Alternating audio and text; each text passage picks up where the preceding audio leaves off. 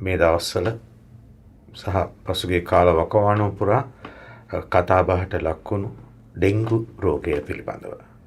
ඉතින් අද මේ කතාවට නිමිත්ත වන්නේ පෙබරවාරි මාසේ ඩෙන්ගු රෝගය සෑහෙන පමණ පාලනය වුණා, විශේෂයෙන් මේ ප්‍රදේශවල.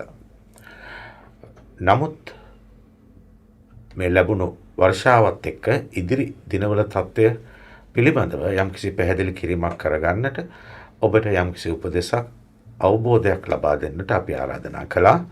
මීගමුව අතිරේක සෞඛ්‍ය වෛද්‍ය නිලධාරී වෛද්‍ය රුවන් පෙරේරා අපි බොහොම ආදරෙන් පිළිගන්නවා වෛද්‍යතුමනි.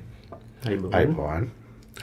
ඉතින් ඔබතුමාට බොහොම කරුණු කාරණා තියෙනවා මේ ඩෙන්ගු සම්බන්ධයෙන් අත්දැකීම් සහ ඒ වගේම සෙත් නිවසේ මේ වෙලාවේ රැඳී සිටින ඔබට කියන්නට. මම ප්‍රශ්නයක් අහන්න නැතුව කිව්වොත් ඔබ කොහෙන්ද පටන් ගන්නේ ඩෙන්ගු ගැන මිනිස්සුන්ට දෙන අවබෝධය? ඔව්, ඇත්තටම දැන් මේ ඩෙන්ගු රෝගය කියන්නේ වෛරස් එකක් මගින් බෝ වෙන රෝගයක්. මේ වෛරස් එකට සාමාන්‍ය පරිසරයේ රැඳෙන්න බෑ. මේ වෛරස් එක මනුෂ්‍ය ශරීරයක් තුල හෝ වාහකයක් විදිහට ක්‍රියාත්මක වෙන මදුරුවා තුල තමයි පවතින්න පුළුවන්. ඉතින් මේ ඩෙන්ගු මර්ධනයේදී අපිට මදුරුවව මර්ධනය කරගන්න පුළුවන් නම් ඩෙන්ගු රෝගය අපිට ව්‍යාප්ත වෙන එක අපිට පාලනය කරගන්න පුළුවන්. ඔව්. ඒක තමයි මේ අපි ඩෙන්ගු මර්ධනයේදී ප්‍රධාන වශයෙන් ක්‍රියාත්මක කරන ක්‍රමවේදය. ඔව්. එතකොට මදුරු මර්ධනයේදී මේ ඔබේ කාර්යාලයේ සේවකයන් යම් ප්‍රමාණයක් ඉන්නවා. ඉතින් ප්‍රධාන කාර්යය තියෙන නිවසේ ඉන්න කට්ටියටනේ, පවුලේ කට්ටියටනේ නේද? ඩෙන්ගු මදුරුවන් බෝවීම් වළක්වා ගැනීම. මේ සඳහා ඔබ ගන්න පියවර මොන විදියටද පැහැදිලි කරන්නේ? ඔව්, ඇත්තටම දැන් මේ ඩෙන්ගු මදුරුවා ගත්තොත් එයා තමන්ගේ වර්ගයව බෝ කිරීම සඳහා බිත්තර දමන්න හැමතිස්සෙම භාවිතා කරන්නේ පිරිසිදු වතුර තියෙන, ඒ වගේම බිත්තර එයා අලවන නිසා සුමුදු මතු පිටක් තියෙන ස්ථානයක්. මතු පිටක්. ඔව්, වතුර තියෙන්න ඕන, පිරිසිදු බව අවශ්‍යයි. සහ බිත්තර එයා අලවනවා. ඒක නිසා මතු පිටක් අවශ්‍යයි. ඒ අවශ්‍යතාවයේ සැපිරෙන පරිද්දෙන් අපේ පරිසරයේ යමක් තියෙනවා නම් ඩෙන්ගු මදුරුවට තමන්ගේ ඊළඟ පරම්පරාව බිහි කිරීම සඳහා අවශ්‍ය වටපිටාව සකස් වෙනවා. ඔව්, දැන් වතුර නැති වුණත් සුමුදු මතු පිටක් තියෙන තැනක එයා කටයුතු කරනවද? එහෙමද ඔබ කියන්නේ මේ? නෑ, වතුර අවශ්‍යයි. එයා වතුර තියෙන, ඒ වතුර රැඳිලා තියෙන මායිමේ තමයි බිත්තර අලවන්නේ. නමුත් වතුර හිඳිලා ගියා කියලා ඒ බිත්තරෙන් පැටියෙක් ආවේ නැතුව වුණාට ඒ බිත්තරය අවුරුද්දක් විතර කාලයක් රැඳිලා තියෙන්න පුළුවන්. ඉතින් යම් කිසි අවස්ථාවක ඒ තැනට වතුරක් එකතු වුණොත් ඒ බිත්තරෙන් මදුරුවෙක් බිහි වෙන්න පුළුවන් කිසි ගැටලුවක් නැතුව. මදුරුව ඉවත් කරන්න ගන්න ඔබ ක්‍රියාමාර්ග මොන විදිහටද? මේ ජනතාවට මොන විදිහටද ඒ ගැන අවබෝධයක් දෙන්නේ? ඔව්, ප්‍රධාන වශයෙන් දැන් අපි අවධානය යොමු කරන්නේ මදුරුවන් බෝ වෙන ස්ථාන ඉවත් කරන්න. මොකද මදුරුවගේ බෝවීම අපි පාලනය කරන්න ඕන. ඊළඟට අපි පාවිච්චි කරන ක්‍රමයක් තමයි මදුරුව බෝ වුණාට පස්සේ අපිට රසායනික ද්‍රව්‍ය පාවිච්චි කරන්න වෙනවා. මදුරුවන්ගේ කීට අවස්ථා විනාශ කරන්නත්, ඒ වගේම වැඩිහිටි මදුරුවන් විනාශ කරලා දාන්න. ඉතින් ඒ දෙක තමයි අපි ප්‍රධාන වශයෙන් අපේ සෞඛ්‍ය විද්‍යා නිලධාරී කාර්යාලය පැත්තෙන් අපි අවධානය යොමු කරන්නේ.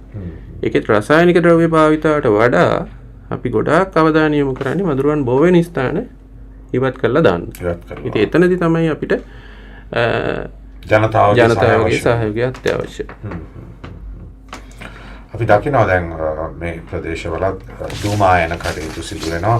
එතකොට පරීක්ෂා කරන්න මේ ආයතනයේ නිලධාරීන් එනවා. ඉතින් ඒ අයට මොන වගේ සහයෝගයක්ද ඇත්තටම දිය යුත්තේ? උතන ප්‍රශ්න ගැටලුත් මතුවෙන අවස්ථා ඕනතරම් අහන්න දකින්න ලැබෙනවා.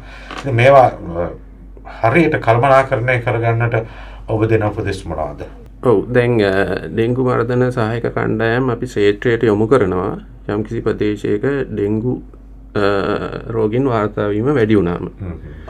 ඒතර අපිට මේ අවස්ථාවේ තියෙන අභියෝගයක් තමයි මේ කටයුතු අපිට ආරම්භ කරන්න උනේ කොවිඩ් වසංගත තත්ත්වයේ තියෙද්දිමයි. මොකද අපි මුලින්ම මේ ඩෙන්ගු රෝගයේ වැඩිවීම නිරීක්ෂණය කළේ ගිය අවුරුද්දේ ජූලි මාසයේ. දෙසැම්බර් වෙනකොට ඒ ප්‍රමාණය ඉතා ශීඝ්‍රයෙන් ඉහළ ගියා.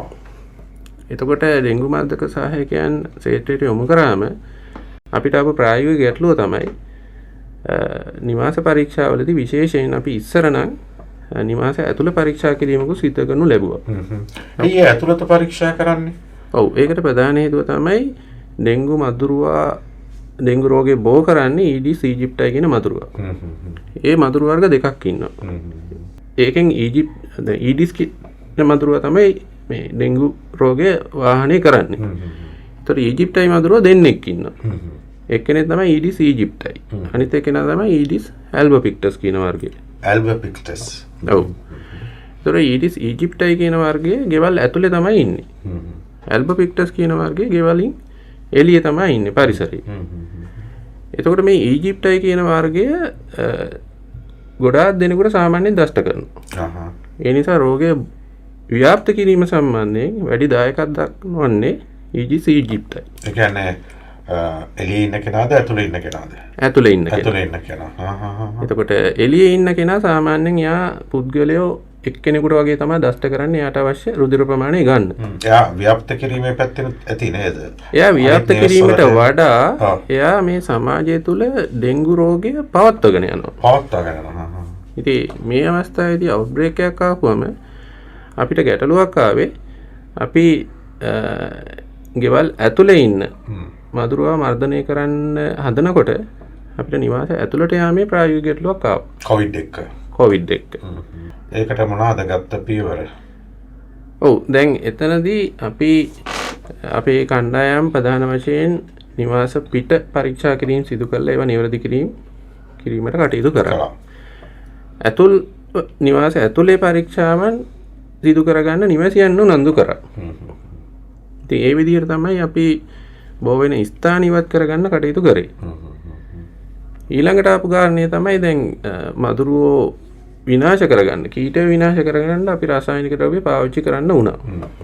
ඒකෙදි කීටය විනාශ කරන්න රසායනික ද්‍රව්‍ය ගොඩාක් වෙලාට පාවිච්චි කරේ වතුර රැඳෙන ස්ථානය ස්ථීර වශයෙන්ම නිවැරදි කරන්න බැරි නම්. ඒ කියන්නේ යම් කාලයක් එතන මොනවා කරත් වතුර රැඳිලා හිටිනවනම් එතනට ඒ කීටනාශක යොදලා තිබ්බා. මොකද කීටනාශකයක් යොදපුවම එතන ඒක සාමාන්‍ය මාස 3ක් විතර ක්‍රියාකාරීව තියෙනවා. ඊළඟට ලොකු මදුරුව විනාශ කරන්න අපි ප්‍රධාන වශයෙන් පාවිච්චි කරේ දුමායනය. ඒ දුමායනයත් අපි වර්ග දෙකක් තියෙනවා. එකක් තමයි ඉන්ඩෝපෝගින්, අනිත් එක තමයි පෙරිඩොමෙස්ටික්. පෙරිඩොමෙස්ටික් කියන්නේ නිවාසයේ අවට අපි දුමායනය සිදු කරලා ඒ අවට ඉන්න මදුරුව ටික විනාශ කරගන්නවා.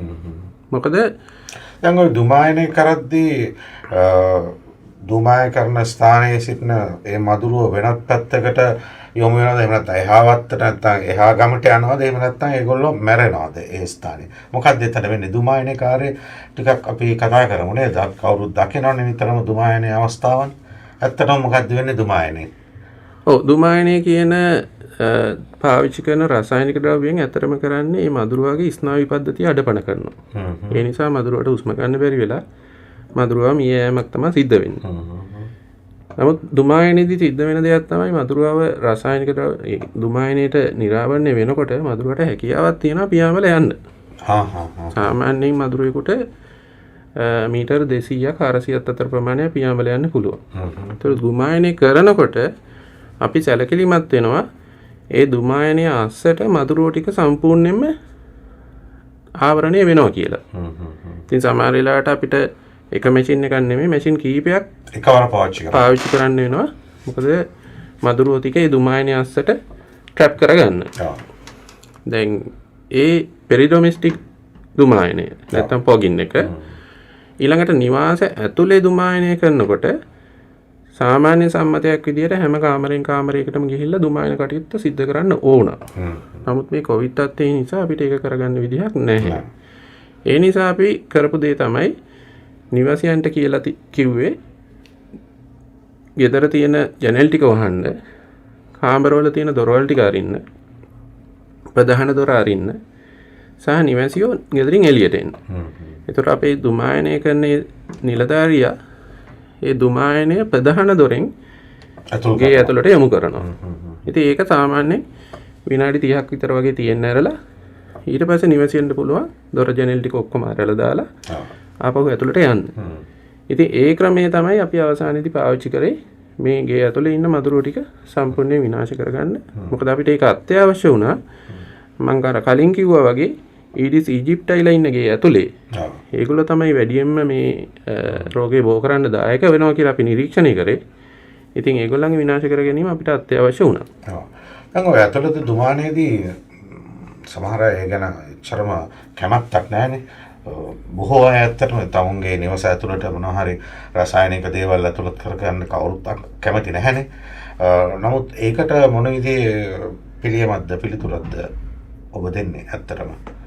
ඔව් ඇත්තටම දැන් රසායනික ද්‍රව්‍යයක් නිවාසය ඇතුළත යොමු කරනකොට කවුරුත් කැමති නැහැ. නමුත් මෙතන තියෙන අත්‍යවශ්‍යතාවය අනුව තමයි අපි ඒක කරන්නේ. ප්‍රමුඛතාවය මොකක්ද කියලා ප්‍රමුඛතාවය නිසා නැත්නම් අපි උනත් කැමති නැහැ ඇත්තටම රසායනික ද්‍රව්‍ය පාවිච්චි කරන්න. ඔව්. ඉතින් මේ ඒකෙදි මට හිතෙන්නේ දැන් ආහාර ද්‍රව්‍ය ඒ වගේ තියෙන ඒවා වෙන් කරලා වහලා තියලා එහෙම නැත්නම් ඇඳුම් අල්මාරි වලට ඇතුළත් කරලා ඊට පස්සේ අවශ්‍ය ඒ දුමායනය කොච්චර වෙලාවක් කරන්න ඕනද සාමාන්‍යයෙන්? ඔව් ඒ විදිහට තමයි අපි උපදෙස් දෙන්නේ. සාමාන්‍යයෙන් දුමායනය කරලා නිවාසය ඇතුලේ ඒ දුමායනය සාමාන්‍ය විනාඩි 30ක් විතර රඳවා ගන්න කියලා තමයි. දුන් ටික තියෙන්න ඕන මිනිත්තු 30ක් විතර වගේ තියෙන.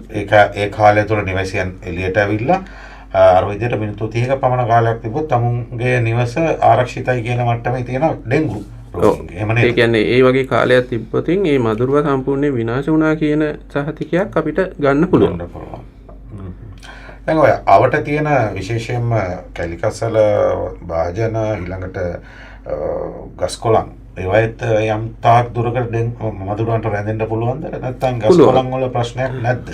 ඔව් ඇත්තටම දැන් මදුරුවෝ එළියේ ඉන්න මදුරුවෝ විශේෂයෙන් ඒගොල්ලෝ දෂ්ට නොකරන අවස්ථාවලදී ඒගොල්ලෝ රැඳිලා ඉන්නේ ගස්වල. ඒ වගේම තමයි සමහර ශාක වර්ග තියෙනවා. ඒ වගේ පත්‍රවල වතුර රැඳිලා තියෙනවා. ඒ රැඳිලා තියෙන පත්‍රාසේ මදුරුව බෝ වෙන්න පුළුවන්. සමහර අය විසිතුරු ශාක විදිහට යවන සමහර ශාකවලත් ඒ වගේ ඉන්න පුළුවන්.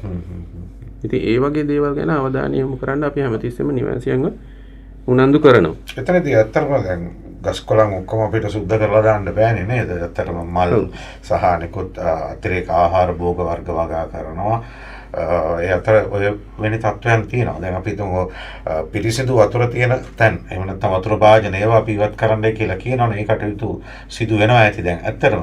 නමුත් අර ගස්කොළන් වල තත්ත්වය ඒක කොහොමද පාලනය කරගන්නේ එතනදී?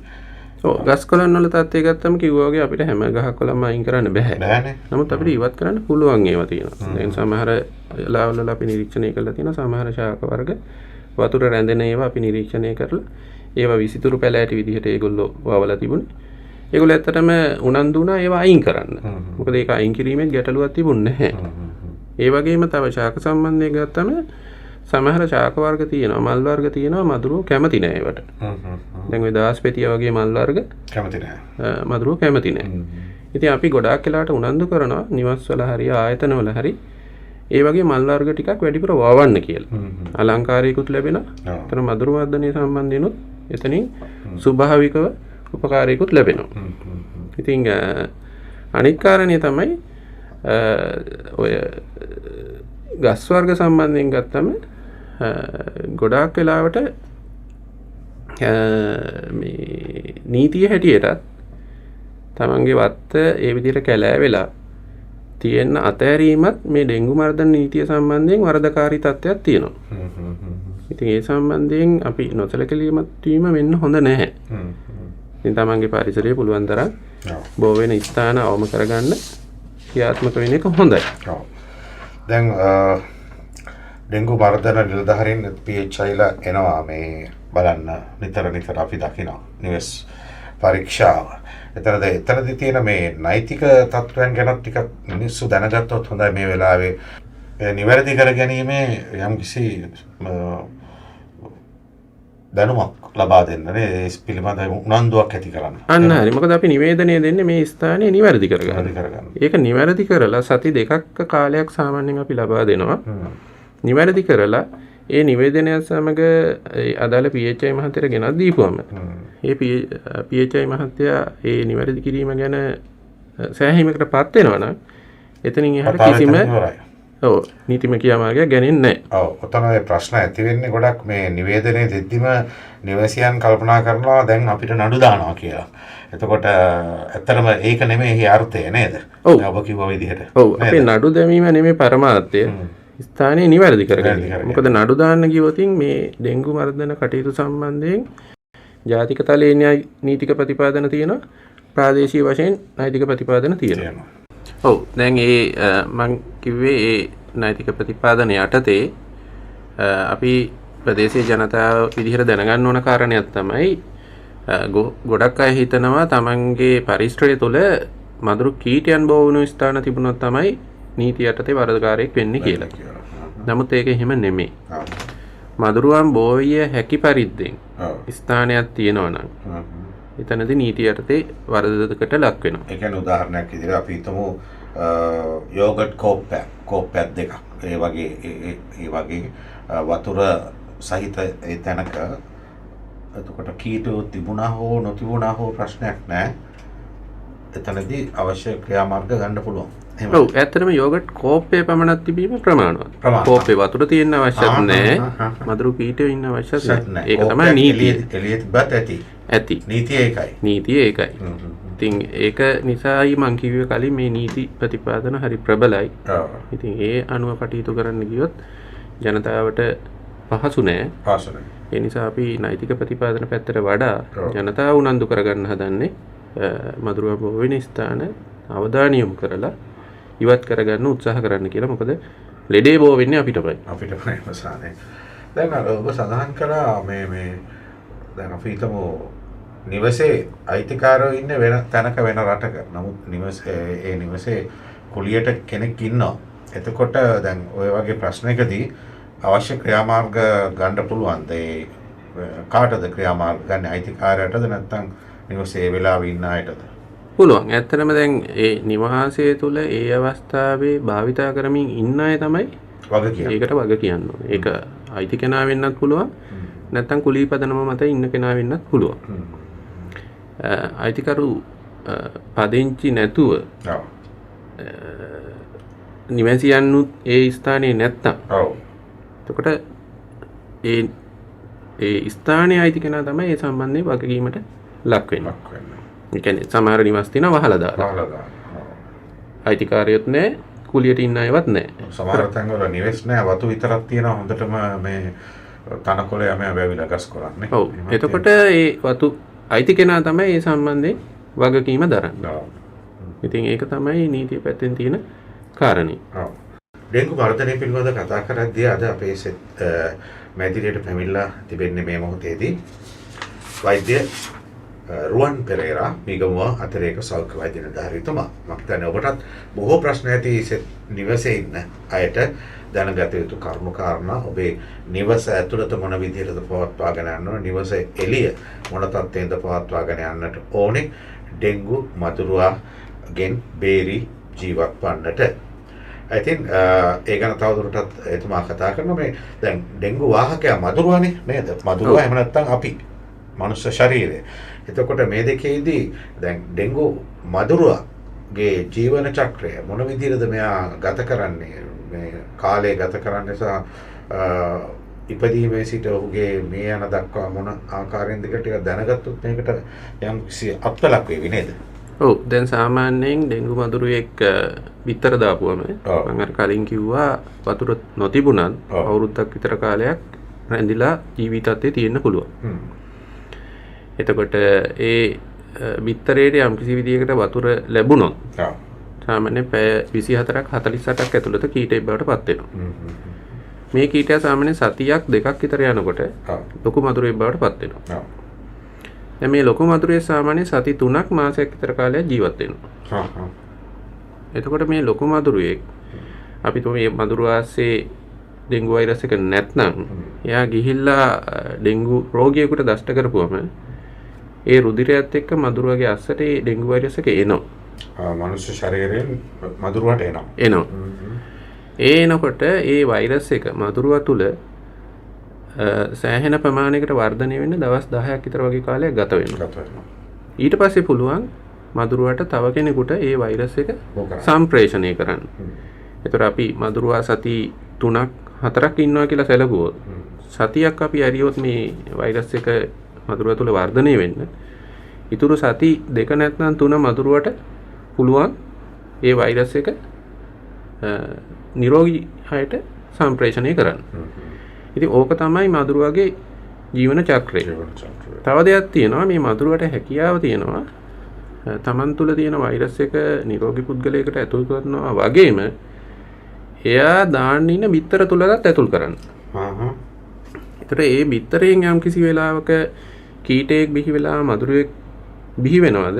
ඒ මදුරුවා වෛරස් එකත් එක්කමයි බිහි වෙන්නේ. ඒකට එයාට පුළුවන් එයා බිහි වෙච්ච දවස් ඉඳලම වෛරස් එක සම්ප්‍රේෂණය කරන්න. අනිත් එක තමයි මේ මදුරුවා කොහොමද මනුෂ්‍ය ශරීරය තුළට වෛරස් එක ඇතුල් කරන්නේ. එකක් චුට්ටක් දැනගත්තොත් හොඳයි කියලා මම හිතනවා. දැන් අපේ ලේනහරක් සිදුරු වුණාම ඒ සිදුරු වෙච්ච තැන ලේ කැටියක් හැදෙනවා. ඒක නිසා ලේ එතනින් ගලන එක නතර වෙනවා. දැන් මදුරුවා මේක දන්නවා. ඒතර මදුරුවා අපිට දෂ්ට කරලා ලේනහරක් සිදුරු කරගත්තම ලේ කැටි ගැහුනොත් මදුරුවට ලේ උරන්න බෑ. ඒක නිසා මදුරුවා මොකද කරන්නේ? එයාගේ කෙල ටිකක් ඔතනට දානවා. ඒතර එතන ලේ කැටි ගැහෙන එක වළකිනවා. අන්නේ කෙලවල තමයි මේ වෛරස් එක තියෙන්නේ. ඒ විදිහට තමයි මදුරුවාගෙන් අපේ ශරීරය ඇතුළට වෛරස් එක ඇතුල් වෙන්නේ. ඉතින් ඒ කාරණේ චුට්ටක් අපි දැනගන්න ඕන. ඊළඟ කාරණේ තමයි මේ ඩෙන්ගු මදුරුවා හැමතිස්සෙම විදින්නේ නැහැ. වෙලාවන් තියෙනවා නේද? වෙලාවන් තියෙනවා. උදේ වරුව තියෙනවා, හවස් වරුව තියෙනවා. උදේ වරුව සාමාන්‍යයෙන් උදේ 6, 9:00 10:00 ඇතුළත කාලයේදී එයා දෂ්ට කිරීම සිද්ධ කරනවා. ඒ වගේම හවස් වරුවේ 3 ඉඳලා 5:00 විතර එනකන් එයා දෂ්ට කරනවා. ඒතර අනිත් වෙලාවවල දෂ්ට කරන මදුරුව ගොඩක් වෙලාවට ඩෙන්ගු මදුරුව වෙන්නේ නැහැ. එතකොට මේ ප්‍රදේශය අපි නිරීක්ෂණය කරලා තියෙන දෙයක් තමයි කීට විද්‍යා සමීක්ෂණ වලින් හවස් කාලයේ තමයි ගොඩාක් අපේ ප්‍රදේශයේ ඉන්න ඩෙන්ගු මදුරුව විදින්නේ කියලා.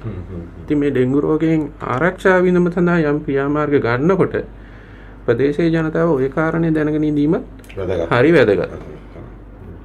ඉතින් ඒ ටික තමයි සාමාන්‍යයෙන් මේ ඩෙන්ගු මදුරුවගේ ජීවන චක්‍රය සම්බන්ධයෙන් තියෙන තව එක දෙයක් ඔතන සඳහන් කරන්න ඕන. ඩෙන්ගු මදුරුවෙකුට එයාට ලේ බොන්න අවශ්‍යතාවයක් ඇති වුණාම එයාට ඕනනම් පුළුවන් මීටර් 200ක් 400ක් අතර ප්‍රමාණයකට පියාඹල යන්න. හැබැයි එයා ලේ ටික බිව්වට පස්සේ ගොඩක් වෙලාවට එයා මීටර් 50කට එහා යන්නේ නැහැ. ඉතින් ඔන්න ඔය කාරණියත් අපි ඩෙන්ගු මර්ධනයේදී ටෙක්නිකලි පාවිච්චි කරනවා. විශේෂයෙන් දුමායන කටයුතු වලදී නිවාස පරීක්ෂාවලදී අපි අන්නේ සිද්ධාන්තය ප්‍රයෝජනයට ගන්නවා.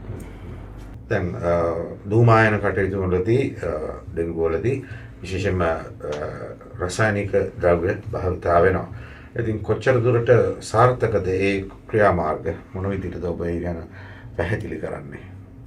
ඔව් ඇත්තටම ඩෙන්ගු වසංගත තත්ත්වයක් තියෙනකොට අපිට අනිවාර්යයෙන්ම රසායනික ද්‍රව්‍ය පාවිච්චි කරන්න වෙනවා වැඩිහිටි මදුරුවන්ව විනාශ කරගන්න සහ මදුරු කීටයෝ ටික විනාශ කරගන්න. එතනදී අපිට සැලකිලිමත් වෙන්න ඕන දෙයක් තමයි දැන් රසායනික ද්‍රව්‍ය පාවිච්චි අපි භාවිතයට ගන්නේ පළවෙනි පියවර විදිහටම නෙමෙයි. අපි පුළුවන් තරම් උත්සාහ කරන්නේ ජනතාව යොමු කරගන්න මදුරුවන් බෝ වෙන ස්ථාන ඉවත් කරගන්න. ඒක තමයි සාර්ථකම ඒක තමයි හොඳම ක්‍රමය. ඒක පරිසරයට හිත කරයි. රසායනික ද්‍රව්‍ය පාවිච්චියේදී අපිට තියෙන ගැටලුව තමයි අපි රසායනික ද්‍රව්‍ය පරිසරයට මුදා හරිනවා. එතකොට ඒ මුදා හරින රසායනික ද්‍රව්‍ය වලට නිරාවරණය වෙලා තමයි ওই මදුරුව මැරෙන්නේ. හැබැයි ওই සමගම මදුරුව නෙමේ වෙනත් අපිට හිතකර කෘමි වර්ග බලපෑමට ලක් වෙන්න පුළුවන්.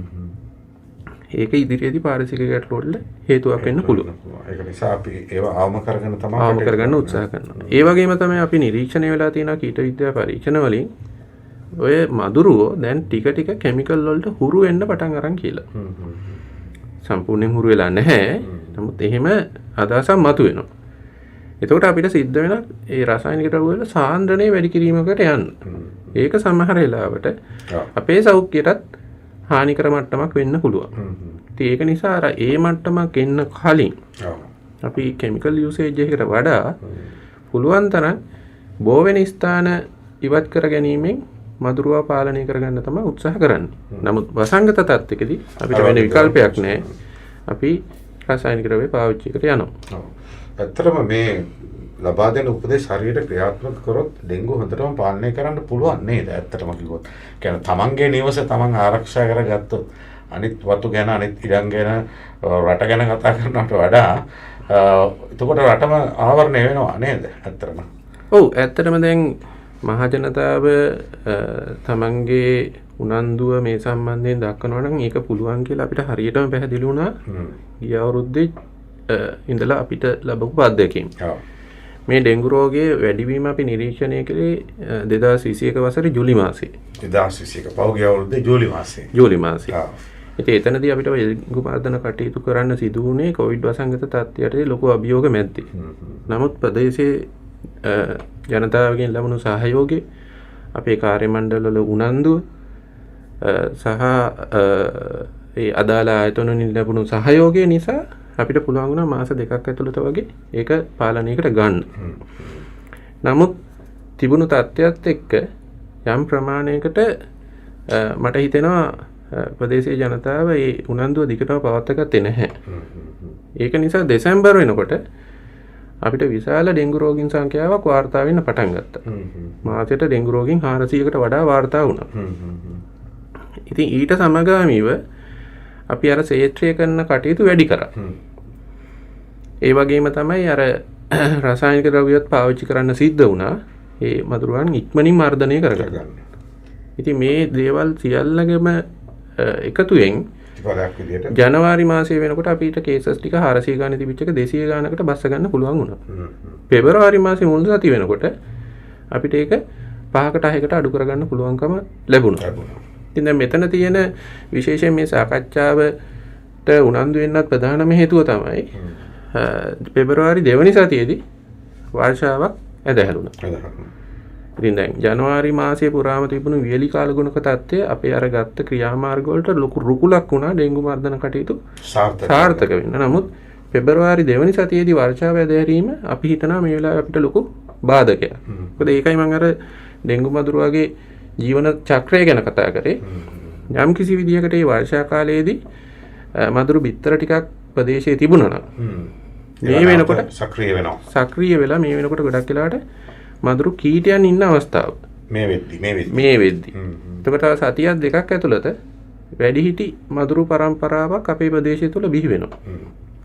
අර බිත්තරවල මදුරු ඩෙන්ගු වෛරස් එක තිබුණා නම් දැන් එතකොට බිහි වෙන්නේ ඩෙන්ගු වෛරස් එක තියෙන මදුරුව ටික. ඉතින් ඒ මදුරුව සක්‍රිය වුණොත් ලබන මාසේ මුල ඉතර වගේ අපි හිතනවා වැඩිවීමක් වෙන්න පුළුවන් කියලා. ඉතින් ඒකයි මේ ජනතාව උනන්දු කරන්නේ. දැන්ම උනන්දු වෙලා ඕගොල්ලන්ගේ පරිසරය පිරිසිදු කරන්න. ඩෙන්ගු මදුරුවා බෝ වෙන්න පටන් අරගෙන තියෙන තැන් හෝ වෙන්න පුළුවන් තැන් හෝ ඉවත් කරලා මේ සම්බන්ධයෙන් දැන්ම උනන්දු වෙන්න. නැත්නම් අපිට ඉදිරි මාසයේ මුල් සතිවල නැවත රෝග වර්ධනයක් සිද්ධ වෙන්න පුළුවන්. ඔව් මේ දැන් තියෙන මේ කොවිඩ් තත්ත්වයත් එක්ක ඩෙන්ගුත් විශේෂයෙන්ුත් ප්‍රශ්නය දරුණු වෙනවා. ඒ නිසා අපි කියන්නේ වෛද්‍යතුමා කියන්නේ මේ වෙලාව අපි දැන් පටන් ගමු. මේ මොහොතේ පටන් ගන්න කතා කරගන්න නිවසේ විශේෂයෙන්ම නිවස ඇතුළත නිවස එළියේ තියෙන ඒ ඩෙන්ගු ආශ්‍රිතයින් ඩෙන්ගු බෝ වෙන ස්ථාන ඒ ගැන ඔබ දැන් දැනුවත්නේ. ඇත්තටම මේ වෙද්දීනේ නිවෙස් වල ඉන්න මොන විදිහටද පිරිසිදු කරගන්න ඕනේ කියලා. දැන් ඇත්තටම ඔය වතුර රැඳෙන තැන් ඒත් එක්කම භාජන කන්ටේනර්ස් ඒවා ඊළඟට තමයි හැකි පමණ මේ ගස් කොළන් වල තත්ත්වයන් යම් දුරකට සීමා කරන්න පුළුවන් නම් ටිකක් කැලෑවැවිලා තියෙන ස්ථාන වගේ එහෙම නේද? මට වඩා ඔබතුමා තමයි පැහැදිලි කරන්න ඕනේ ඒක. ඔව් ඇත්තට මේ නැවත කියමු පොඩ්ඩක්. ඔව් නිවාස අවට ප්‍රදේශය විශේෂයෙන් අපි ඉවතලන ද්‍රව්‍ය ගැන සැලකිලිමත් වෙන්න ඕන. ඒ ටික ඉවත් කරගන්න අපි කටයුතු කරන්න ඕන. පොල් කටු නේ උදාහරණයක් විදිහට කිව්වොත් මොනවද තියෙන්නේ? යෝගට් කෝප වෙන්න පුළුවන්, පොල් කටු වෙන්න පුළුවන්. එතන බේස් එක තියෙන්නේ වතුර ටිකක් රැඳෙන්න පුළුවන්කම තිබුණා නම් ඇති. එතකොට වතුර ටිකක් රැඳෙනවා, සිනිඳු මත් පිටක් තියෙනවා. ඒ ආකාරයෙන් යම් කිසි දෙයක් තියෙනවද ඒ තුල මදුරුවට බෝ වෙන්න පුළුවන්. එතකොට ඊළඟ කාරණේ තමයි ඒක ගේ ඇතුලේ වෙන්න පුළුවන් නේද? අන්න ඒක වැදගත්. මොකද දැන් මේ කොවිඩ් තත්ත්වය නිසා නිවාස ඇතුළේ පරීක්ෂාව අපිට ප්‍රායෝගික නැහැ. ඒතකොට නිවාසියන් තමයි උනන්දු වෙන්න ඕන. නිවාස ඇතුලේ මේ වගේ තත්ත්වයන් තියෙනවද? ඒක නිවැරදි කරගන්න. මොකද මේ වසංගත ඩෙන්ගු වසංගතයේ සමහර ප්‍රදේශවල අපි නිරීක්ෂණය කරපු දෙයක් තමයි නිවාස වලින් පිටත බෝ වෙන ස්ථාන නැහැ. නමුත් ඩෙන්ගු රෝගේ වැඩි වෙනවා. ඊට පස්සේ අපි බැරිම තැන නිවාස ඇතුළත කීපයක් පරීක්ෂා කරා. එතකොට මොකද වුනේ? නිවාස ඇතුළ වල ගොඩක් තියෙනවා. සමහර තැන් අපි දැක්කා දැන් පිඟන් හොදලා රැක් එකේ දානවා. ඒ රැක් එකේ සමහරට වතුර එකතු වෙන පොඩි ට්‍රේ එකක් තියෙනවා. ඒකේ වතුර තියෙනවා. ඒකේ වතුර තියෙනවා අපි අවධානය දෙන්නේ නැහැ. සමහරට හැඳි දාන්න ප්ලාස්ටික් කන්ටේනර් එකක් තියෙනවා. ඒකේ අඩිය වතුර ටිකක් රැඳිලා තියෙනවා.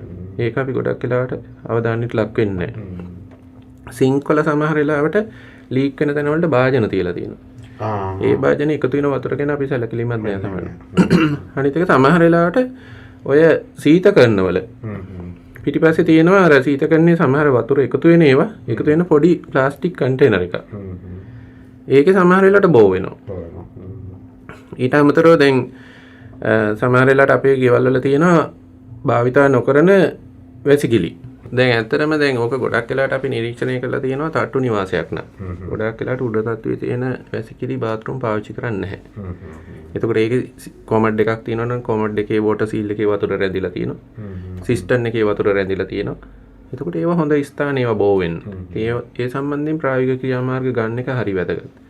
ඒකම තමයි අපි සමහර වෙලාවට මල් වාස් පාවිච්චි කරනවා මල් ටික වෙනස් කරනවා නමුත් වතුර ටික වෙනස් කරන්නේ නැහැ. ඊට අමතරව සමහර අය ඔය කුඹි උගුල් වගේ ඒවා පාවිච්චි කරනවා. නමුත් ඒවයේ අපි ඒ වතුර මාරු කිරීම සම්බන්ධයෙන් සමහරට ලොකු අවධානයක් දෙන්නේ නැහැ. ඉතින් ඒ වගේ දේවල් සම්බන්ධයෙන් තව දෙයක් අපි නිරීක්ෂණය කරලා තියෙනවා සමහර ප්ලාස්ටික් කන්ටේනර්ස් තියෙනවා දැන් ඔය තීන්ත භාජන වගේ දේවල් වල පියන් වල ධාරේ සමහර වෙලාවට වතුර රැඳිලා මදුරු කීටයන් බෝ වෙලා තිබිලා තියෙනවා අපිට ධාරේ අපිට වැඩි ඒක අවධානයට ලක් වෙන්නේ නැහැ. නමුත් අපි නිරීක්ෂණය කරලා තියෙනවා. මදුරේකුත් ඉන්න පුළුවන්. ඒ වගේම තමයි සමහර වෙලාවට මොප් කරන භාජනවල රැඳිලා තියෙන වතුර වල මොප් එක ඒක පාවිච්චි නොකර සෑහෙන කාලයක් තිබුණා. ඉතින් සමහර වෙලාවට අපි නිරීක්ෂණය කරලා තියෙනවා මදුරු කීටය බෝ වෙලා ඉඳලා තියෙනවා. තව සමහර තැන්වල අපි දැකලා තියෙනවා සමහර ලිං භාවිතා කරන්නේ නැහැ.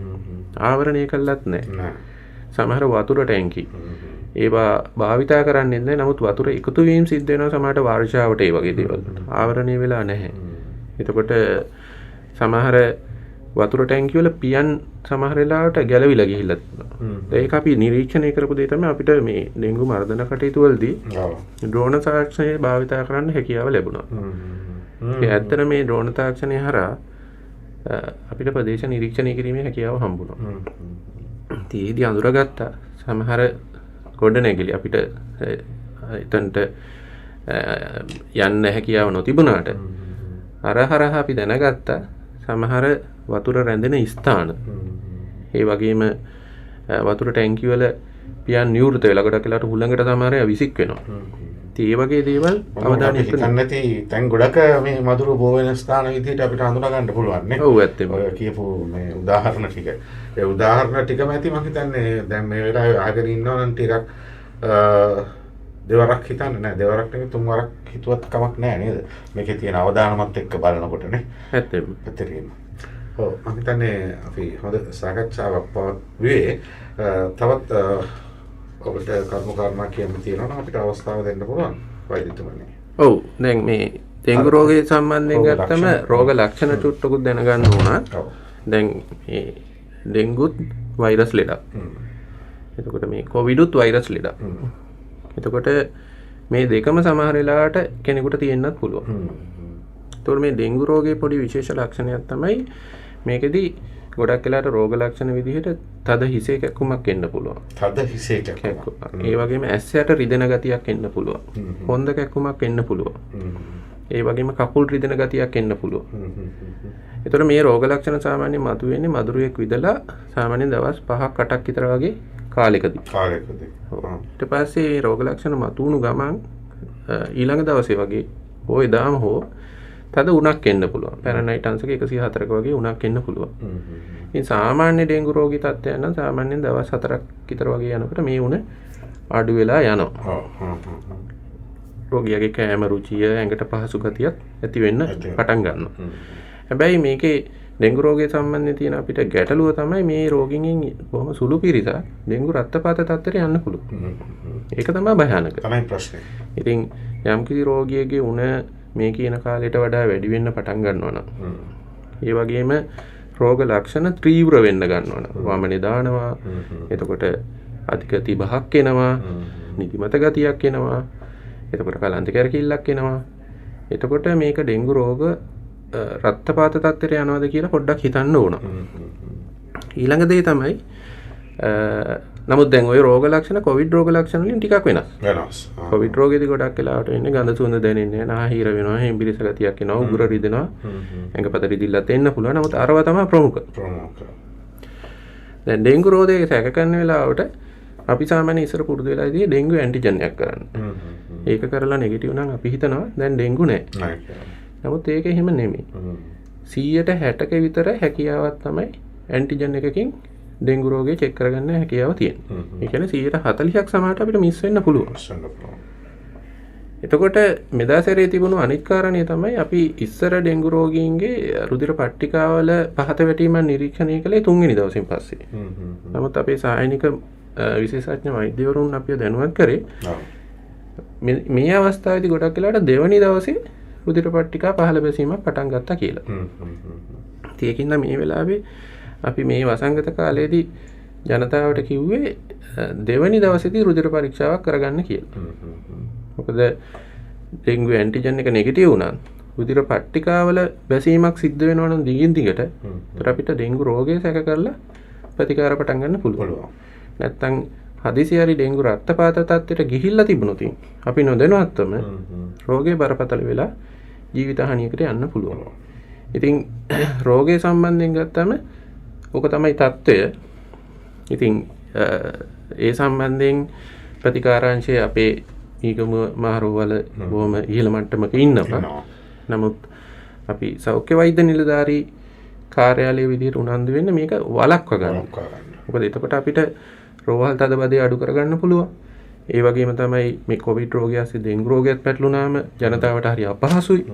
එතකොට මේක වළක්වා ගන්න අපිටම ක්‍රියාමාර්ග ගන්න පුළුවන්. ඒ ක්‍රියාමාර්ග ගත්තම අපිට මේ ප්‍රදේශයේ මේ අවස්ථාවේ පාලනය වෙලා තියෙන ඩෙන්ගු රෝගය මේ විදිහටම පාලනය තියාගෙන කටයුතු කරගෙන යන්න පුළුවන්. දැන් විශේෂයෙන්ම මේ ඩෙන්ගු මර්ධනය පිළිබඳ කතා කරද්දී දැන් බොහොම අවදීන් ඉන්නේ ජනතාව වගේම රාජ්‍ය සහ රාජ්‍ය නොවන ආයතන. ඔබට මේ කටයුතු වලදී ඔබේ ආයතනයේට අනිකුත් ආයතන වලින් ලැබෙන සහයෝගය මොන විදිහටද ඔබ පැහැදිලි කරන්නේ? ඔව් ඇත්තටම සෞඛ්‍ය වෛද්‍ය නිලධාරී කාර්යාලය ගත්තම පිහිටලා තියෙන්නේ මීගමුව මහා නගර සභා පරිසරය තුල. ඉතින් ඒ මීගමුව මහා නගර සභාව තුල තියෙනවා වෙනම සෞඛ්‍ය දෙපාර්තමේන්තුව. ඉතින් මේ ඩෙන්ගු මර්ධන කටයුතු වලදී මහා නගර සභාවේ සෞඛ්‍ය දෙපාර්තමේන්තුවේ සියලුම නිලධාරීන් අපිත් එක්ක ඉතාම සහයෝගයෙන් ඉතාම කුළුපගුව කටයුතු කරනවා. ඒ වගේම අපිට කියන්න සතුටුයි නගරාධිපතිතුමා මේ සම්බන්ධයෙන් විශේෂ උනන්දුවක් දක්වලා අපිට ලොකු සහයෝගයක් දෙනවා. ඒ වගේම නාගරික කොමසාරිස්තුමිය මේ සම්බන්ධයෙන් අපිට උපරිම සහයෝගය දක්වනවා. ඒ වගේම ප්‍රදේශයේ කිසි සම්බන්ධීකරණ කටයුතු වලදී ප්‍රාදේශීය ලේකම්තුමිය ඇතුළු ඒ නිලධාරීන් අපිට ලොකු සහයෝගයක් ග්‍රාම සේවා නිලධාරීවරුන් ලොකු සහයෝගයක් දක්වනවා.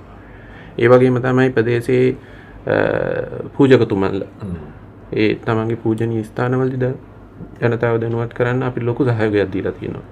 පොලිස් ස්ථානයේ ලොකු සහයෝගයක් දෙනවා. ඒගොල්ලන්ගේ තියෙන පරිසර අංශයක් වෙනවා. ඒ නිලධාරීන් ඇතුළු මුළු සමස්ත කාර්ය මණ්ඩලයම අපිට ලොකු සහයෝගයක් දෙනවා. ඒ වගේම තමයි පාසල් වල විදුහල්පතිවරුන් තමන්ගේ පාසල් ටික පවත්වා ගන්න, ඒ වගේම ළමයි දැනුවත් කරන්න අපිට ලැබෙන සහයෝගය උපරිමයි.